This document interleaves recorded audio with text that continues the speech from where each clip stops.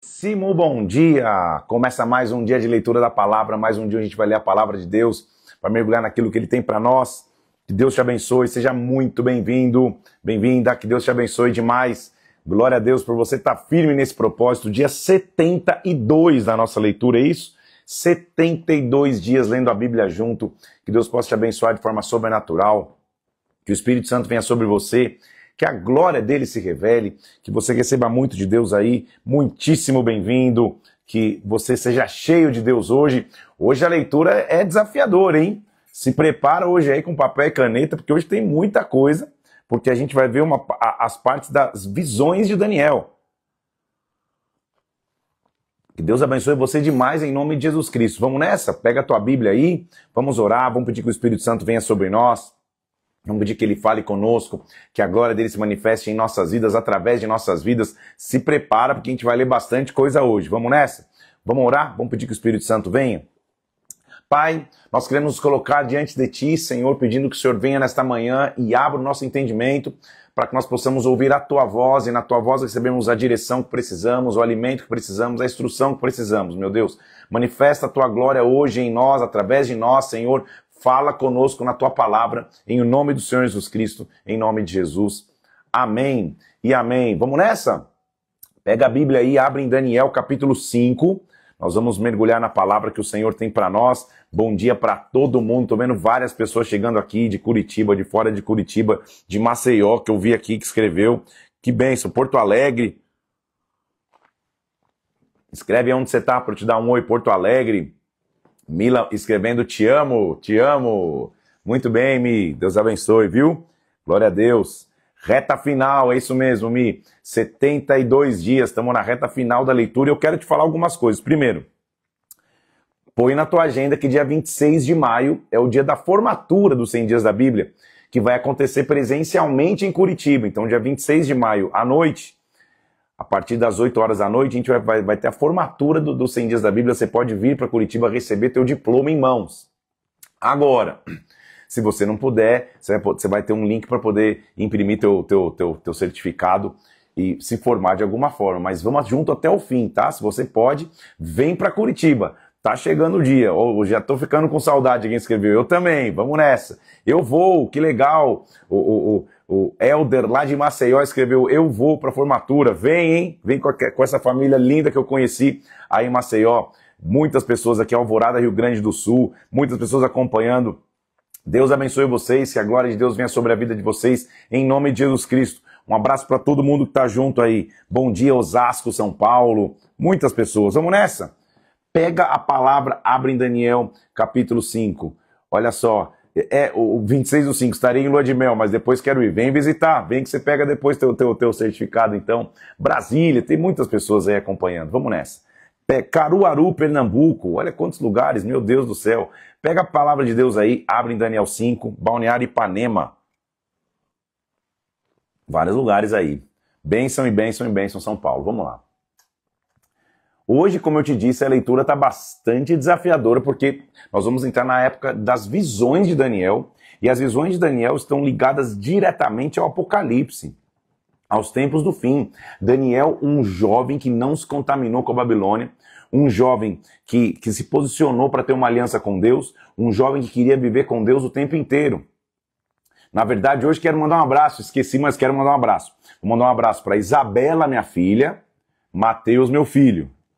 Queridos jovens que têm se consagrado na presença de Deus. Mas também mando um abraço para Evelyn, para Bruna e para Ana Bia, amigas da Isabela. Deus abençoe vocês. Um abração para vocês hoje aí, viu? Vamos nessa. Daniel capítulo 5. Daniel começa mostrando, lembra que Nabucodonosor ficou meio enlouquecido lá e termina parecendo um animal, depois ele volta, recobra a consciência e termina reconhecendo quem era o rei dos céus, quem era o Senhor. Depois que ele morre, quem passa a reinar é Belsazar, o seu filho, que era pior do que ele. Belsazar faz um banquete e nesse banquete traz vinho na presença de muitos e bebia dos utensílios do templo, que o seu pai tinha tirado do templo. Totalmente irreverente, totalmente não respeitoso, com a tradição, não vamos nem pensar no Deus de Israel, mas nem com a tradição de Judá, é evidente que com Deus de Judá, mas ele faz festas e usa os utensílios que eram sagrados no templo para Salomão, ele usa nessas festas, bebendo nas taças que tinham de lá, ou seja, totalmente pervertido. Então, quando ele está ali na festa, aparece uma mão, e uma mão começa a escrever na parede algo. É um negócio absurdo, e ninguém consegue entender o que é, até que Daniel vem e consegue ler o que está escrito. Estou resumindo o capítulo aqui, porque hoje tem muita leitura, dificilmente vou conseguir ficar lendo versículo a versículo hoje, porque tem muita coisa para comentar, tá?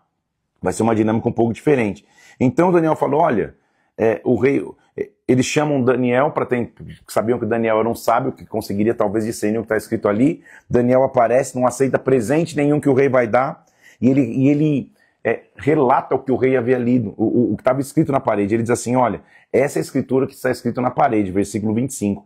Mene, mene, tekel, parsim, que significa, contou Deus o teu reino e deu cabo a ele. Pesado foste na balança, achado em falta, dividido o teu reino, dado aos medos e aos persas. Acontece que ele inclusive mandou que vestissem Daniel de púrpura, honrou Daniel por aquilo, e ele morre naquela mesma noite. E aí Dário, de 62 anos, se apodera do reino. Desta forma cai o Império Babilônico. Quem passa a reinar agora é o Império Medo-Persa. Capítulo 5 relata isso. O capítulo 6 é um dos capítulos mais famosos, o mais famoso da história de Daniel e um dos mais famosos da Bíblia.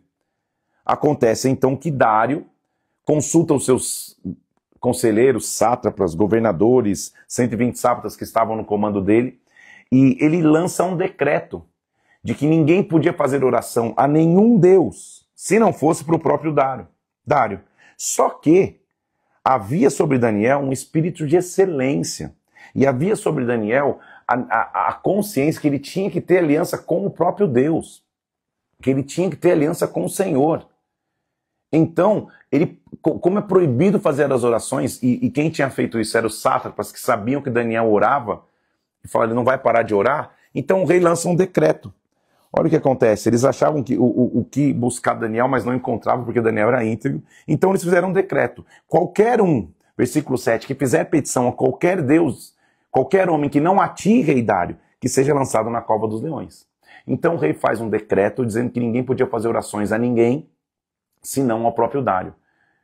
Os sátrapas tinham feito isso porque sabiam que Daniel orava ao Senhor 3 vezes ao dia.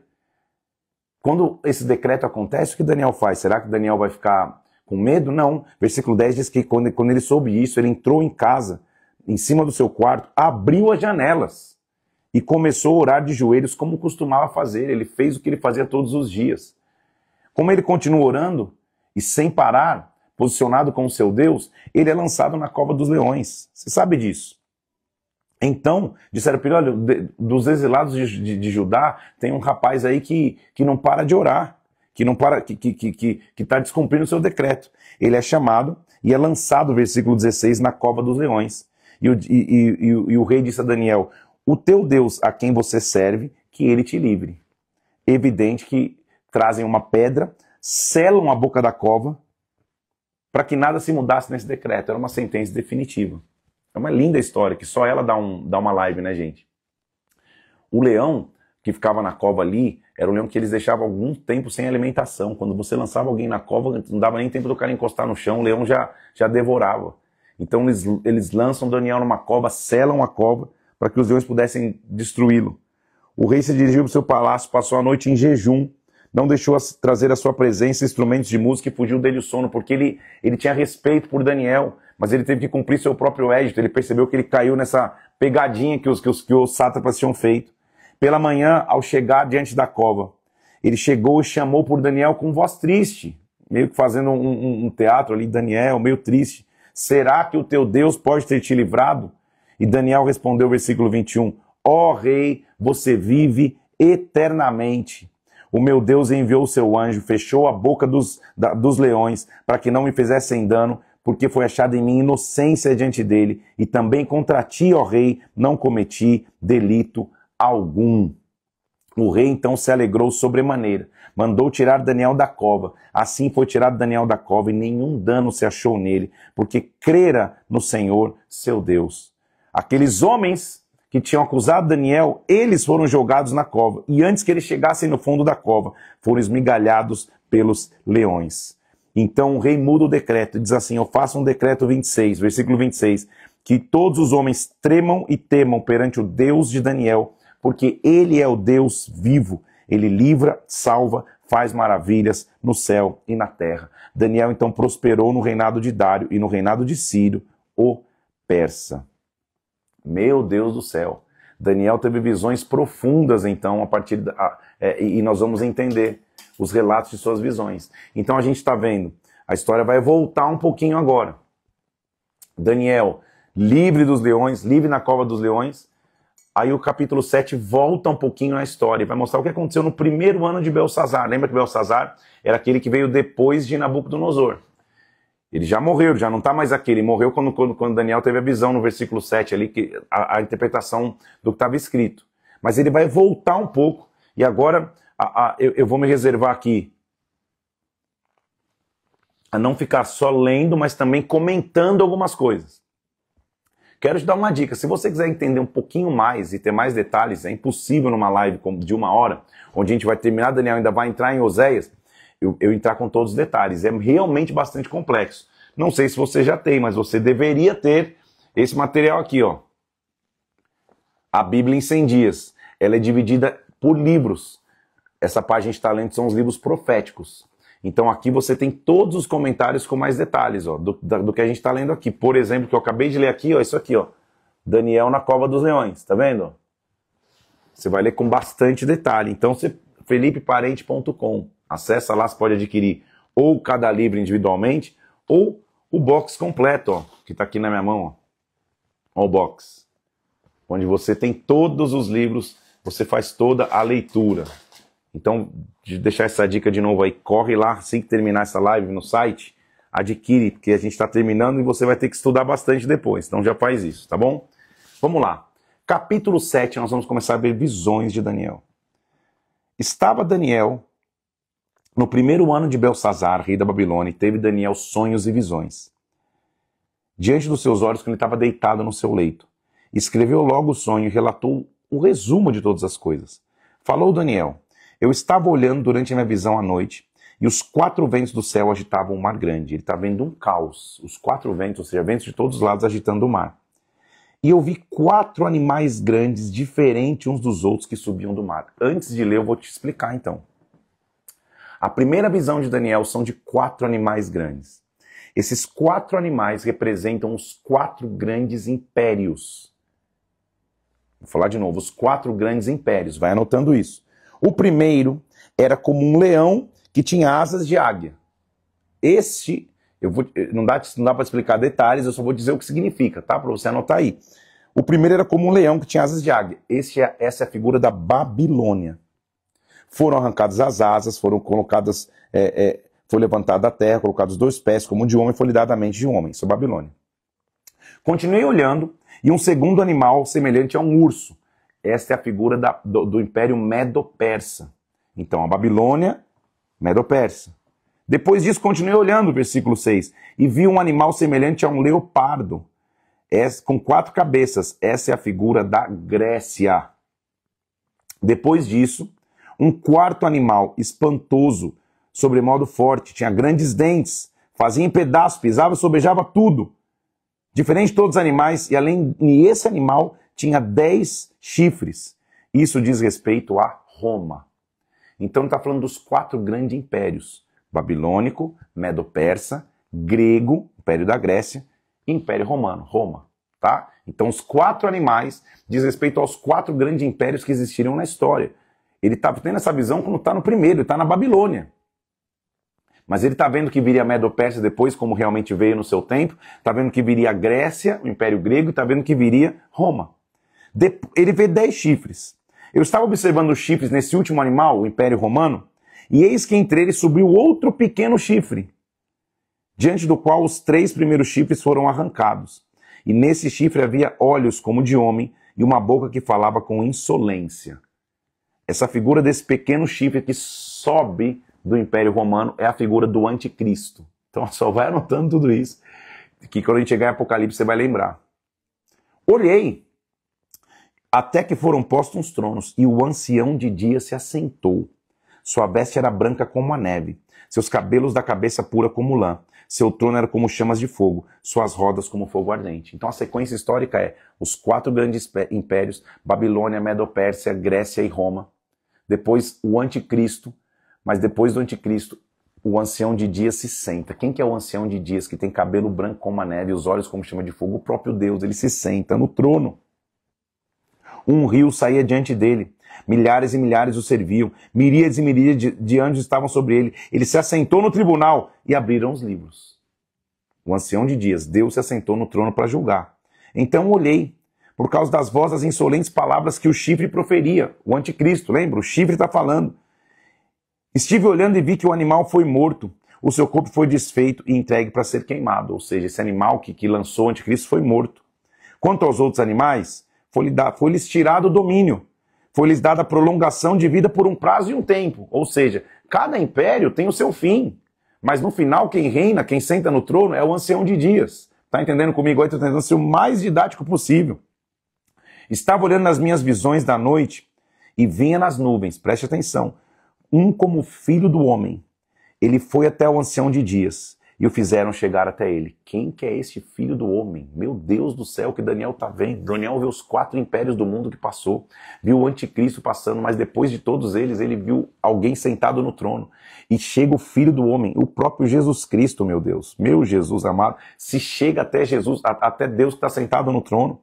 Versículo 10, a este filho do homem foi-lhe dado domínio, glória, reino, para que os povos, nações e homens de todas as línguas o servissem. O seu domínio é eterno, não passará, o seu reino jamais será destruído. Quanto a mim, Daniel, meu espírito foi alarmado dentro de mim, e as visões na minha cabeça me perturbaram. Esse Daniel ficou assim, imagina nós. Daniel está tendo uma visão que é muito além do seu tempo.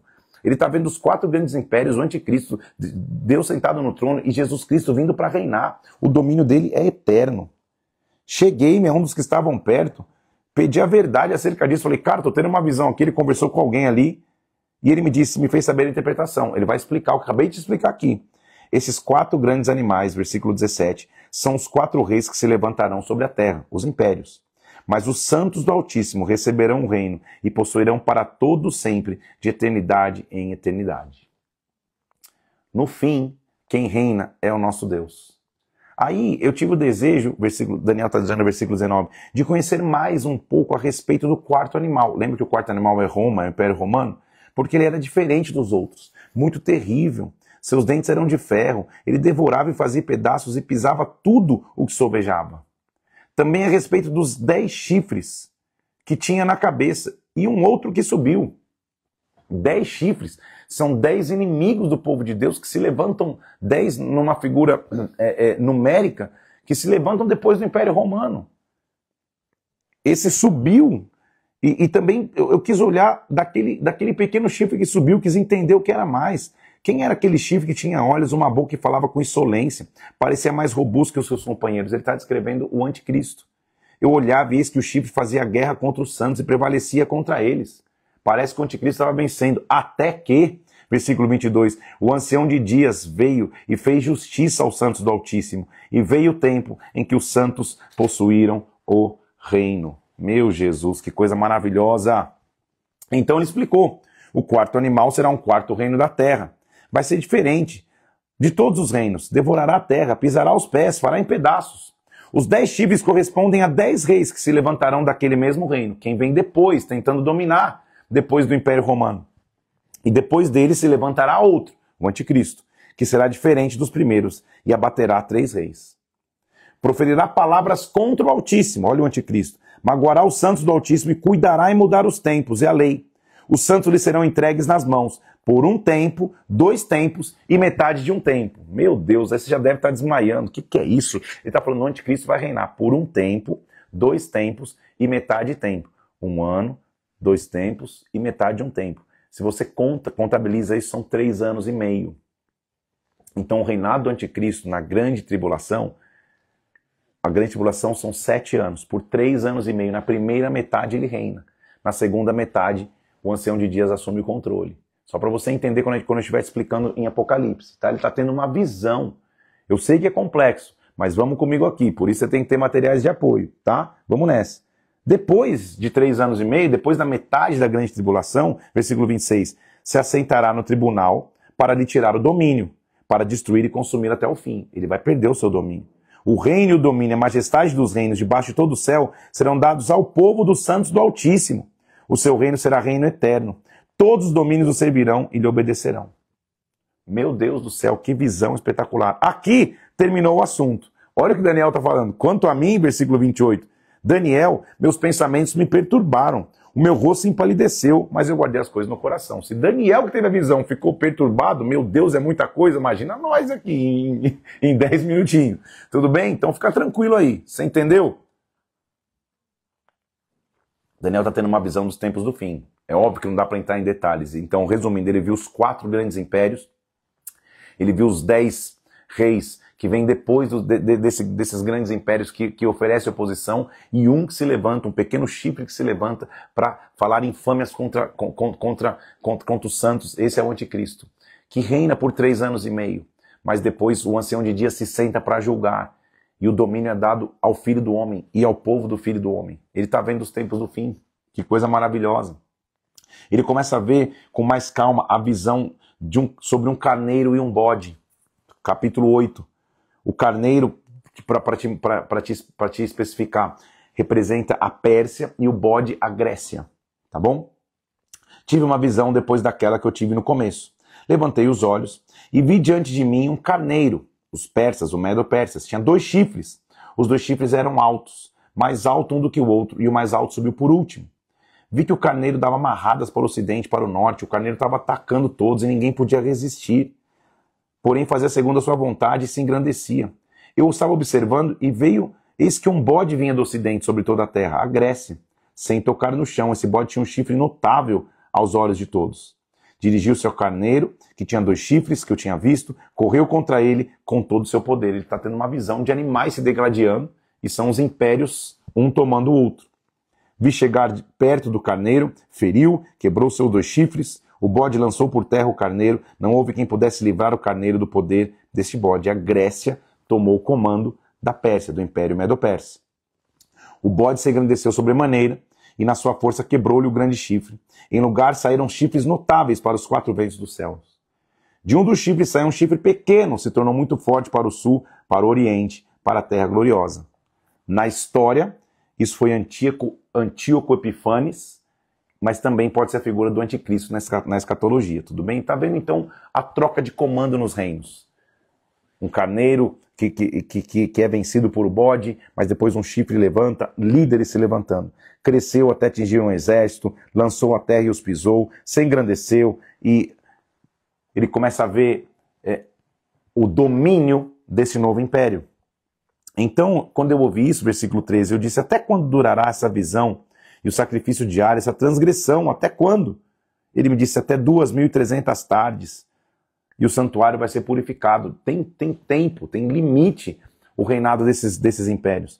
Havendo eu, Daniel, te dou a visão, procurei entendê-la, eis que se apresentou diante de mim alguém com uma aparência de homem. E ouvi uma voz dizendo: eu sou Gabriel. E qual gritou, disse: Gabriel, dá a entender essa visão. Deus manda um anjo, um mensageiro para explicar, Daniel, que visão é essa. E ele vai explicar então, que visão é essa que ele está tendo? Ah, eu vou te saber fazer o que vai acontecer nos últimos dias, no último tempo da ira. Porque essa visão se refere para o tempo do fim, versículo 19. Então, Daniel tem o anjo Gabriel explicando para ele, tentando explicar, porque nem Daniel estava entendendo. Tá? Então, se você está tendo dificuldade aí, pensa que nem Daniel que estava tendo a visão falou: não estou entendendo nada. Estou vendo é chifre, é bode, é carneiro, o que está acontecendo? Ele vai explicar.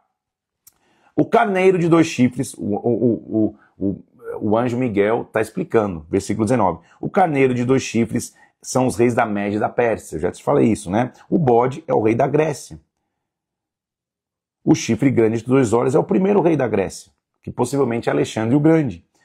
O ter sido quebrado, levantando-se o 4º lugar dele, significa 4 reinos que se levantarão depois da Grécia.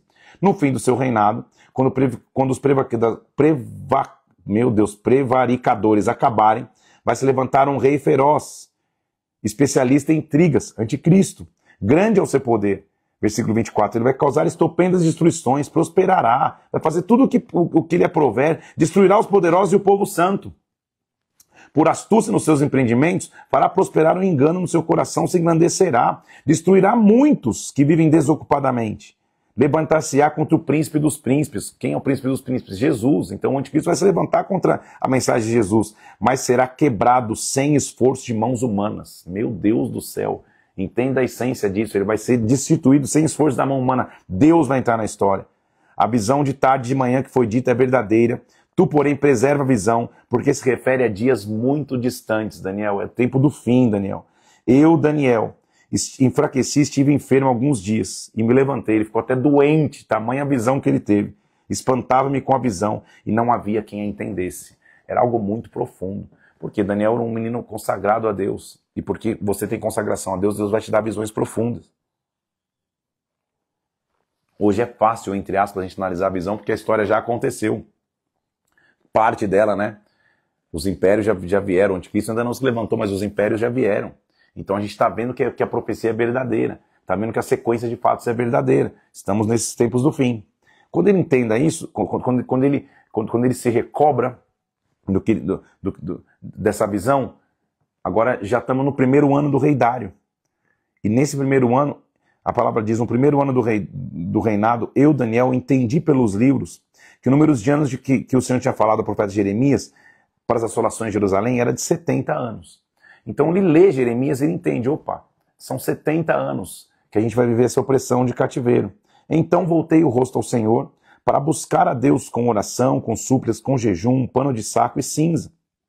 Se arrependendo, Senhor, dizendo, Senhor, nós cometemos pecados, iniquidades, nós procedemos perversamente, Senhor. Age sobre nós, vem sobre nós. Está escrito na lei de Moisés que nós implorássemos o teu favor, porque justo é o Senhor. Então escuta, ele começa a orar pelo povo. Ele se torna um intercessor pelo povo. Versículo 17, Deus, ouve a oração do teu servo, a súplica sobre os teus santuários, faz resplandecer o seu rosto por amor do Senhor. Ele clama e ora pelo povo. Ele continua orando e confessando, então Deus vai dar para ele mais uma visão, que é a profecia das 70 semanas. Se você achou que estava complexo até então, vamos ler agora. Falava eu ainda, orava e confessava o meu pecado, quando de repente veio rapidamente voando o anjo Gabriel e me tocou na hora do sacrifício da tarde. Ele queria me ensinar, me instruir e falou, Daniel, vem aqui, eu vou te fazer entender o sentido do que você viu. Olha o que ele diz lá, versículo 24. 70 semanas estão determinadas sobre o teu povo, sobre a tua santa cidade, para fazer cessar a transgressão, para dar fim aos pecados, para expiar a iniquidade, para trazer justiça eterna, para selar a visão e a profecia, para ungir os santos dos santos. Então ele coloca um prazo. São 70 semanas, Daniel. 70 semanas são 490 anos no curso da história. Sabe e entende. Quando você vai começar a contar essas semanas? Desde a saída da ordem para restaurar e edificar Jerusalém até o ungido, são 7 semanas e 62 semanas. Até então, vamos ler aqui, vou ler o esqueminha das semanas para você, para tentar te explicar. Como que ele vai ter essa visão das semanas? Então, eu vou mostrar o esqueminha para você. As 70 semanas é assim, então, olha só, Daniel orava e confessava o povo, ele diz, então vão ser 490 anos de história. São semanas de anos. Cada 6 dias de trabalho para o povo de Israel, eles descansavam, não era isso? A mesma coisa acontece com um ano. São 6 anos de trabalho e 1 ano de descanso. Então ele vai começar a mostrar um período de 70 semanas. O primeiro período, então, começa quando o povo volta para reconstruir. Quando isso aconteceu? Lembra do decreto de Artaxerxes I? Que o povo voltou sob a liderança de Neemias para reconstruir Jerusalém? Até a renovação da aliança. O segundo período, de 62 setes, que está escrito ali, são 434 anos, vem desde que o templo é dedicado até a morte de Jesus Cristo. Falta se cumprir, então, ainda na história, a última semana de Daniel, que, segundo a Bíblia, é quando o anticristo faz aliança com muitos por uma semana e metade dela, ou seja, 3 anos e meio, e aí ele reina por esse período, mas aí Cristo vem para reinar. Tudo bem? Então, as 70 semanas de Daniel, a gente está vivendo a última no ciclo da história, que é quando o reinado do anticristo vai se iniciar. Resumir aqui, quando eu chegar em Apocalipse, vou te explicar com calma. Existe um esqueminha aqui, ó, tá no meu livro aqui, mas que você pode encontrar em qualquer lugar, ó, que é o esquema dos tempos do fim, da volta de Cristo, na visão dispensacionalista, tá? Nós estamos vivendo aqui, ó, na era da igreja, tá vendo? Ó? Ainda vai acontecer o arrebatamento, vai começar a grande tribulação. Ó. O anticristo está reinando. Aqui é a 70ª semana de Daniel, que a gente está vendo, tá vendo? Ele reina por 3 anos e meio. Estou lendo ao contrário.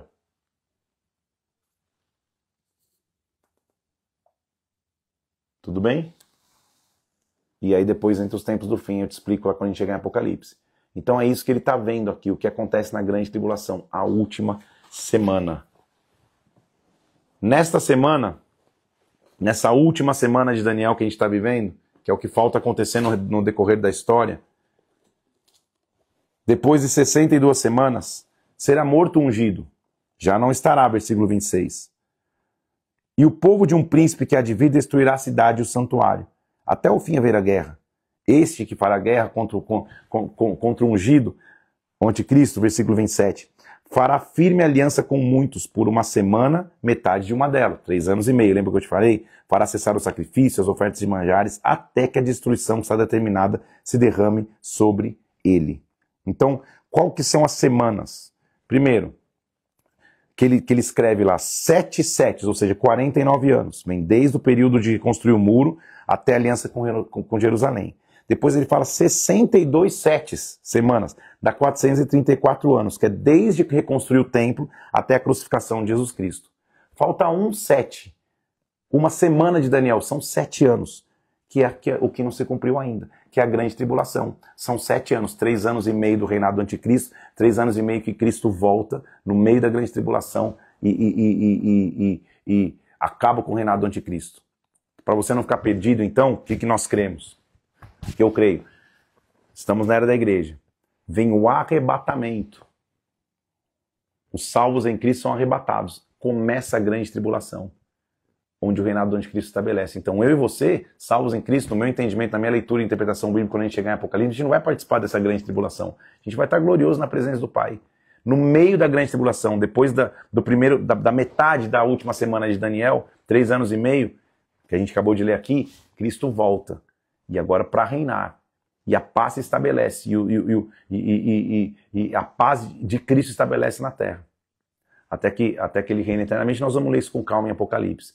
Só estou tentando explicar aqui. Eu sei que é bastante complicado as visões de Daniel, mas estou tentando explicar da melhor maneira para que você entenda que é uma sequência. Quando você começa a entender com lógica, você vê, opa, tem bastante lógica que não está dizendo. É óbvio que não daria para uma live de 10 horas explicar tudo, quanto mais uma live de 1 hora, tá? Então, só para que você entenda que é uma sequência. E na sequência, no final, quem assume o comando é o nosso Deus. O ancião de dias se assenta. O filho do homem recebe domínio.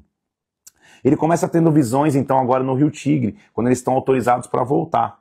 No 3º ano do rei Ciro, rei da Pérsia, foi revelada uma palavra a Daniel. Uma palavra que era verdadeira, envolvia grande conflito, ele entendeu a palavra.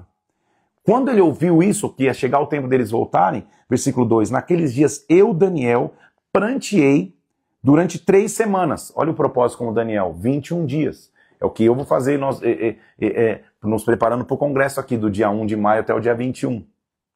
21 dias que ele fez aquele propósito, como ele já tinha feito lá no começo com o eunuco, lembra de 10 dias só comendo os frutos da terra e bebendo água? Foi isso que ele fez. Então ele viu ali na borda do grande rio Tigre, levantei os olhos e vi um homem vestido de linho, cujos ombros estavam cingidos de ouro puro. Ele está tendo a visão de um sacerdote, possivelmente o próprio Jesus Cristo. Seu corpo era como de um berilo, seu rosto era como de um relâmpago, seus olhos como tochas de fogo, seus braços brilhavam como bronze polido. A voz das suas palavras era como um estrondo de muita gente, uma voz forte. Só eu, Daniel, tive aquela visão, só eu contemplei essa grande visão, não restou força em mim, meu rosto mudou, se desfigurou. Este homem me tocou, me sacudiu e falou, Daniel, você é um homem muito amado, esteja atento a essas palavras, se levanta sobre os seus pés, porque eu fui enviado a você. Eu me pus de pé, tremendo. E esse homem disse, não temas, Daniel, porque desde o primeiro dia que você aplicou o coração em me compreender e me humilhar perante o teu Deus, foram ouvidas as tuas palavras, por causa das tuas palavras é que eu vim. Como é bom ter um jovem posicionado na Babilônia. O nível de revelação que ele teve, ninguém tinha tido até então. Daniel, a gente acabou de ler ali, ele teve revelações em detalhes do Apocalipse. Na verdade, é impossível estudar o Apocalipse sem voltar para as visões de Daniel, porque uma completa a outra. Agora, ele está tendo uma visão que possivelmente é do próprio Jesus, uma conversa com um homem vestido de linho, vestido de sacerdote, com olhos brilhando, com olhos como tocha de fogo. E esse homem está dizendo, eu vim por causa de você, eu vim por causa do teu clamor.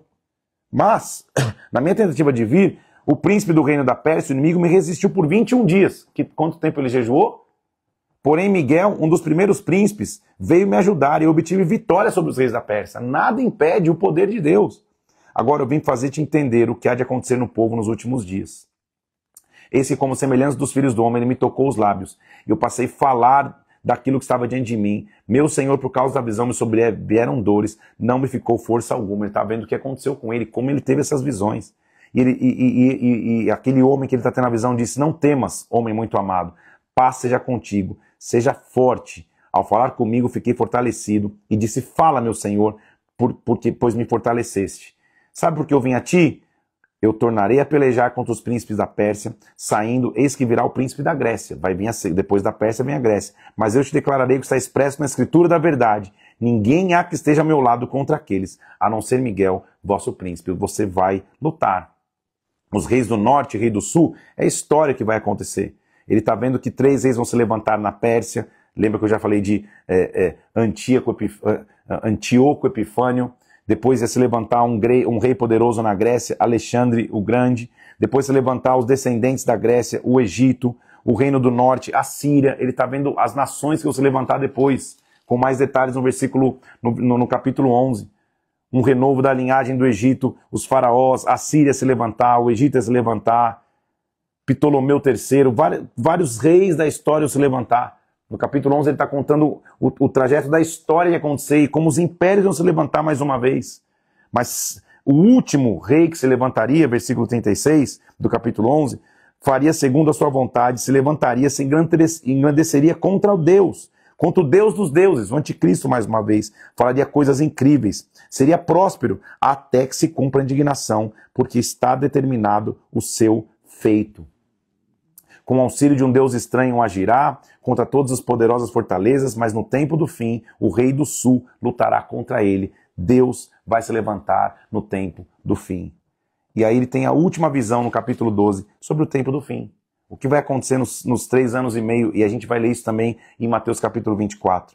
Neste tempo se levantará Miguel, o grande príncipe, o defensor dos filhos do seu povo. Haverá tempo de angústia, a tribulação, como nunca houve, desde que houve nação até aquele tempo, mas naquele tempo será salvo o seu povo e todo aquele que for achado inscrito no livro. Mais do que entender as minúcias históricas da revelação, é entender que no final nós vencemos. No final o povo de Deus vence. No final, depois das guerras de todos os reis que estão se levantando, é muita visão, é bode, é carneiro, é não sei o que, é chifre. No final, fica com esse resumo aqui, no final nós vencemos. O Cordeiro venceu. O Cordeiro que foi morto venceu. Essa é a nossa frase de hoje, o Cordeiro venceu. No final ele vence, no final nós vencemos, gente. Vou contar o fim antes do começo.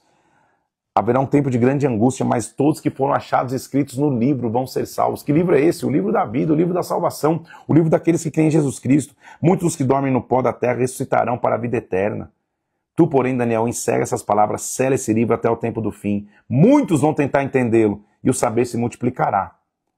Então o Daniel olhei, estavam de pé outros 2, de um lado do rio e de outro lado. Ele está vendo uma figura de 3. Meu Deus do céu. Um deles disse ao homem vestido de linho, quando se cumprirão essas maravilhas? Eu ouvi o homem vestido de linho dizendo que levantou a mão direita e a esquerda e jurou por aquele que vive eternamente, disse que seria depois de um tempo, 2 tempos e metade de um tempo. O último 3 anos e meio da tribulação. Lembra no primeiro 2 tempos e metade de um tempo? É o reinado do anticristo. Agora, quando ele é derrotado, quando acaba o reinado dele, é a segunda parte. Você está falando, pastor, eu não entendi, foi nada. Daniel, no versículo 8, falou assim, eu ouvi, porém não entendi. Então eu disse, meu Senhor, quando vai ser o fim de tudo? Ele respondeu, vai, Daniel, essas palavras estão encerradas e seladas até o tempo do fim. Então são mistérios, elas estão seladas. Daniel não entendeu. Você não precisa ter compreensão completa. Daniel falou, cara, não estou entendendo nada. Fica tranquilo. Muitos serão purificados, embranquecidos e provados, mas os perversos procederão perversamente. Nenhum deles entenderá, mas os sábios entenderão. Bem-aventurado o que espera e chega até o final. Tu, porém, versículo 13, segue o teu caminho até o fim, pois descansará e ao fim dos dias te levantarás para receber a tua herança. Daniel, que jovem inspirador, que jovem abençoado, que palavra maravilhosa. O livro de Daniel ele tem que ser estudado, evidente, com calma. Não dá para você tentar entender todas as visões e o detalhe de cada uma delas de forma expressa. Então, dedique-se a estudar. Pegue comentários bíblicos, pegue o meu comentário aqui do devocional, pegue comentários da palavra, pesquise. Hoje em dia tem muitas ferramentas de pesquisa, se você quiser entender mais a fundo, Daniel. Mas a suma do que eu pude te ensinar ele teve uma visão tão profunda dos tempos do fim, e ele viu os 4 impérios, o anticristo, o ancião sentado, Deus sentado no trono, o filho do homem chegando e recebendo domínio. Ele volta e vê mais uma vez a Grécia assumindo a Medo-Pérsia, todos os grandes líderes que se levantam, e no final, mais uma vez, o Cordeiro vencendo. Ele vê também o anticristo reinando por 3 anos e meio, mas nos últimos 3 anos e meio da grande tribulação, o reinado de Cristo se estabelecendo. Ele vê também as 70 semanas da história, períodos de ciclos da história, que começa desde a reconstrução dos muros, a dedicação do templo, a morte de Jesus Cristo, e a última semana, que é a vinda do anticristo para reinar, e no meio desse reinado, Cristo assumindo o comando. Ele viu os tempos do fim. Tempos do fim, a escatologia, o estudo dos tempos do fim é um grande desafio. Não se preocupe tanto com isso. Se preocupe com uma coisa. No final, o Cordeiro vence. Se você quer mergulhar em escatologia, é maravilhoso. É ótimo, tudo bem. Mergulhe, pesquise, mas tenha uma convicção. Vive em aliança com Jesus Cristo na terra. Porque quem vive em aliança com Ele na terra tem a vitória garantida. Lembra que ele escreveu aqui no capítulo 12, versículo 1, os que foram achados inscritos no livro foram salvos. Então, qual que é a minha única segurança? Senhor, eu quero ter um relacionamento contigo como filho, como filha na terra, para que eu reine contigo em glória, para que eu reine contigo na eternidade. Terminada essa leitura, nós vamos ainda fazer o desafio de ler 6 capítulos de Oséias. Começa um outro profeta, agora um profeta menor, Oséias. O seu nome significa salvação ou libertação. E a chave desse texto é que o testemunho pessoal de alguém tem poder. E as lutas de alguém levam essa pessoa à autoridade. Por quê? Oséias foi escolhido por Deus para levar a mensagem do povo através do seu próprio casamento. De uma mulher que está sendo infiel a ele. Então Deus vai usar a figura de Oséias e uma mulher infiel para fazer o paralelo de Deus e um povo infiel. Quando que a gente lembra, a gente já está na Babilônia, por isso que às vezes você se confunde. Já estamos lendo da Medo-Pérsia, da Grécia, dos tempos do fim do anticristo. Pausa tudo, toma o meu prazol, a gente volta completamente na história. Para você que tem interesse de estudar um pouco mais, existe até uma Bíblia chamada Bíblia Cronológica, onde os livros estão dispostos de forma cronológica, para você tentar ler de forma mais sequencial. Na nossa Bíblia conhecida, no cânon das Escrituras, aprove a Deus separar de forma diferente. Então aqui a gente está voltando no tempo.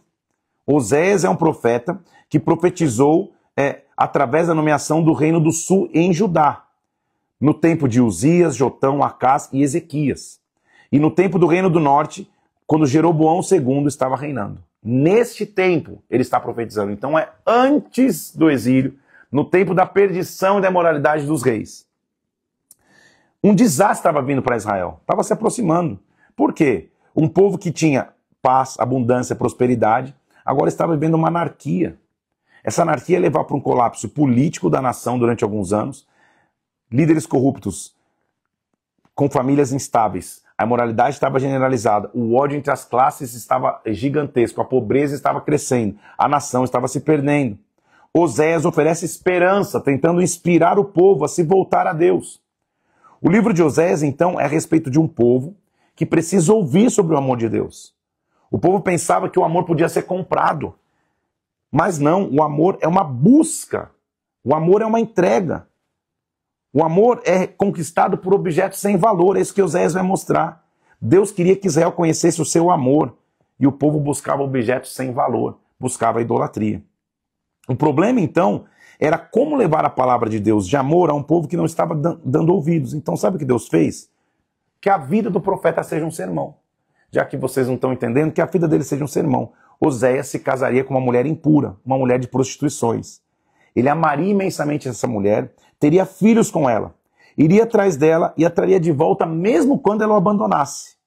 Oséias estava tentando mostrar que o seu próprio amor a essa mulher chamada Gomer era um tipo do amor que Deus tinha para Israel. Então, 3 lições a gente pode aprender do livro de Oséias. Primeiro, as pessoas ao nosso redor não veem o amor de Deus em nós. Perdão, se as pessoas que estão ao nosso redor não conseguem ver o amor de Deus em nós, elas nunca vão encontrar amor em lugar nenhum. Então elas precisam ver em nossas vidas a expressão do amor de Deus. Segundo, não tem como separar o testemunho com o ministério que a gente tem. A nossa vida é um testemunho, nosso ministério é um testemunho, nossa vida nos dá um ministério. E terceiro, o único exemplo de amor perfeito é o amor do próprio Deus. Oséias, então, é um livro de alerta para o povo, mas é um livro que mostra o amor de Deus para conosco. Oséias, ao se casar com uma mulher de prostituições, ao se casar com uma mulher de infidelidade, que mesmo o abandonando, ele vai atrás, mostra a infidelidade de Israel, de Judá, para com Deus e como Deus os amava. Vamos nessa? Nós vamos até o capítulo 6 hoje, grande desafio depois da feijoada de Daniel. Dá uma respirada, vamos ler então. Primeiro, Oséias vai se casar. A palavra do Senhor foi dirigida a Oséias nos tempos dos reis que eu já mencionei a você. Quando a primeira vez Deus falou a Oséias, ele falou assim, versículo 2, vai, toma uma mulher de prostituições, tenha filhos com elas da prostituição, porque a terra se prostituiu, desviando-se do Senhor. Oséias foi e se casou com Gomer, filha de Diblaim, e ela concebeu e lhe deu um filho. O que é a mulher de prostituições? Existiam naquela época as prostitutas cultuais, mulheres que prostituíam nos lugares de templo, de adoração, onde a imoralidade sexual era terrível e as mulheres ficavam ali para se prostituir. Oséias possivelmente se casa com uma dessas. Deu o nome de um filho. E deu o nome do primeiro filho, se chamou Jezreel. Jezreel significa Deus espalha. Não é Deus ajunta, Deus espalha, que Deus vai fazer com o povo. Tornou ela conceber e teve a luz a um filho. Disse o Senhor Oséias, Oséias, põe o nome dessa filha, versículo 6, de desfavorecida, porque eu não mais tornarei a favorecer a casa de Israel para lhe perdoar. Então olha os filhos dele, um é Deus espalha, desfavorecida. Depois de ter desmamado a desfavorecida, deu à luz a outro filho. Disse o Senhor a Moisés, põe o nome de não meu povo, porque vocês não são mais o meu povo, nem eu vou ser mais o Deus de vocês. Os filhos de Judá e Israel se congregarão, constituirão sobre si um só cabeça, subirão da terra, porque grande será o dia de Jezreel. Chamei o vosso irmão, meu povo, e a vossa irmã, favor. Ele está mostrando agora a infidelidade que aconteceria com o povo, que era a mesma da esposa de Oséias. Capítulo 2, versículo 2. Repreendei a vossa mãe, repreendei porque ela não é mulher, eu não sou o seu marido, para que ela se afaste das suas prostituições, e a sua presença e os seus adultérios entre os seus seios. Possivelmente, então, a mulher de Oséias, mesmo depois de ter gerado filhos dele, se afasta, se prostitui mais uma vez, para que eu não a deixe despida, como no dia que ela nasceu, que ela não seja semelhante a um deserto, uma terra seca, e a mate de sede. Por quê? A sua mãe se prostituiu. Aquela que os concebeu se comportou torpemente, porque diz, irei atrás dos meus amantes, eis que cercarei do meu caminho de espinhos. Ela irá atrás dos seus amantes, porém não os alcançará. Então, depois que ela não achar os seus amantes, ela vai dizer, deixa eu voltar ao meu primeiro marido, porque melhor me ia com ele. Ela, pois, não soube que eu é que lhe dei trigo, vinho e óleo. Eu lhe multipliquei prata e ouro que eles usaram para Baal. Ele está mostrando a aliança de um homem com uma mulher. Cara, mal ela sabe que eu que sempre sustentei. Ela foi atrás dos seus amantes, não encontrou nenhum, está voltando para mim. Ele está fazendo um paralelo do que Israel e Judá estavam fazendo com Deus. Portanto, eis que eu a atrairei, versículo 14, para o deserto, lhe falarei ao coração, lhe darei ali as suas vinhas, o vale de Acor, por porta de esperança. Será ela obsequiosa como nos dias da sua mocidade, como no dia que subiu da terra do Egito. Eu vou restaurá-la. Desposar-te-eis comigo para sempre. Em misericórdias, desposar-te-ei contigo em fidelidade e conhecerás o Senhor. Assim como ele ia perdoar sua mulher, Deus ia perdoar o seu povo. Semearei Israel para mim na terra. Me compadecerei da desfavorecida, do não meu povo, e vocês vão tornar a ser o meu povo. Deus está mostrando rapidamente como ele seria um Deus de restauração para o seu povo. Então Deus é um Deus longânimo. Capítulo 3, vai outra vez, ama uma mulher amada do seu amigo e adúltera, como o Senhor ama os filhos de Israel, embora eles olhem para outros deuses e amem bolos de pazes, ou seja, amam bolos de sacrifícios. Comprei-a, pois, para mim, por 15 peças de prata. E lhes disse, tu esperarás por mim muitos dias, não te prostituirás, nem serás de outro homem. Assim também esperarei por ti, porque os filhos de Israel ficaram por muitos dias sem rei, sem príncipe, sem história sacerdotal, mas um dia eles vão voltar, eles buscarão o Senhor seu Deus, e nos últimos dias, tremendo, se aproximarão do Senhor, da sua bondade. Havia uma corrupção geral em Israel. Escute a palavra do Senhor, filhos de Israel, porque o Senhor tem uma contenda com os habitantes da terra, porque nela não há verdade. Só prevalece perjurar, mentir, matar, furtar, adulterar. Ninguém contenda, ninguém repreende. O meu povo está sendo destruído, versículo 6. Por quê? Famoso versículo de Oséias capítulo 4, versículo 6.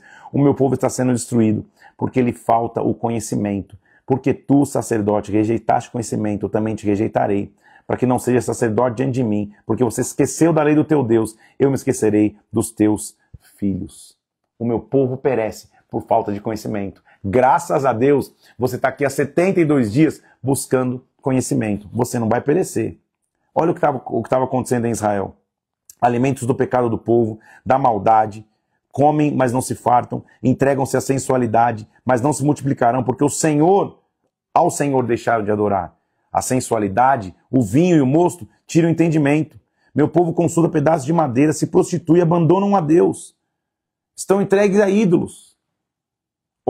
Escutem isso, sacerdotes, capítulo 5, escutem, casa de Israel. Na prática de excessos, vocês se aprofundaram, mas eu castigarei todos eles. Eu conheço Efraim. Israel não me está oculto. Seu proceder não lhes permite voltar a Deus, porque um espírito de prostituição está no meio deles, não conhece ao Senhor. A gente já viu. Essa é a tônica de todos os profetas genuínos que falam para Israel e Judá nos tempos da perdição. A soberba de Israel o acusa. Eles vão cair pela sua iniquidade e Judá vai cair junto com eles. Ele está repreendendo no capítulo 5. Portanto, eu serei como traça para a casa de Judá, para Israel como podridão. Vocês têm que buscar o Senhor. E a nossa leitura termina hoje no capítulo 6, quando ele diz assim, vinde, tornemos para o Senhor.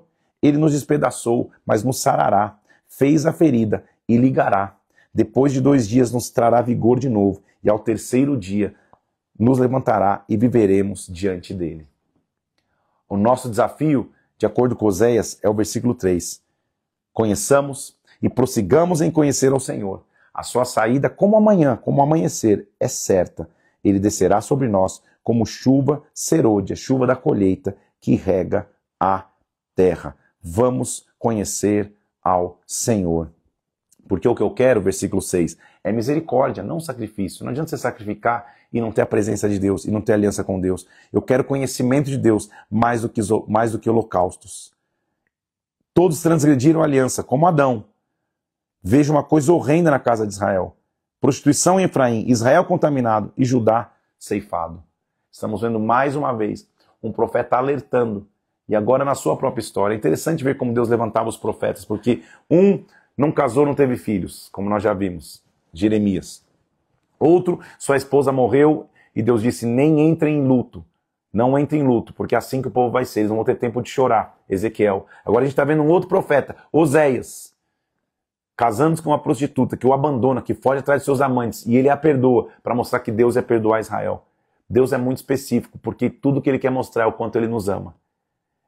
O Cordeiro venceu. Essa é a nossa frase de hoje. Eu sei que hoje, é feijoada com churrasco, com mocotó, com buchada, com tudo que você puder comer. Hoje eu sei que o conteúdo é gigantesco, porque a gente mergulhou nas visões de Daniel.